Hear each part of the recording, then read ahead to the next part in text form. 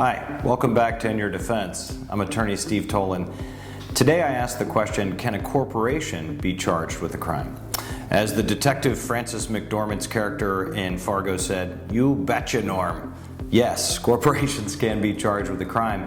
It probably happens more than you realize.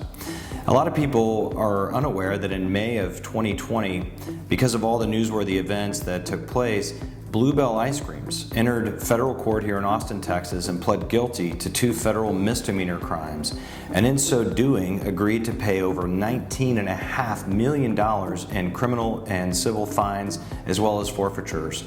And so it begs the question, what do you need to worry about if you're an individual and you serve in a leadership role for a corporation, or if you're a consultant or an attorney or an advisor of somebody in that type of position?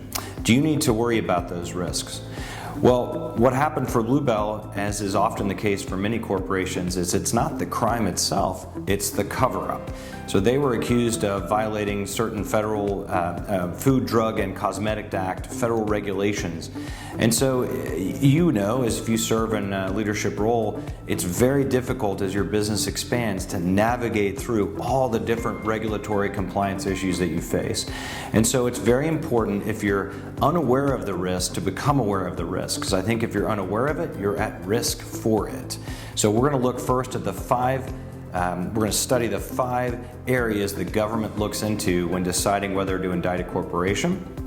And then we're going to look at the 5 ways your corporate compliance plan or your corporate compliance program could be letting you down. Is your CCP keeping you up at night because you don't think it's protecting your business? We're going to look at the 5 ways a CCP can let you down, and therefore how to improve that. So if you serve in a leadership role, you're an officer, director, shareholder, you're an owner, or if you're a consultant or an attorney advisor for somebody in that role and you have questions about criminal liability for your business, call me, attorney Steve Tolan. I'm glad to help, and I hope you'll stay with us over the next couple of series of In Your Defense.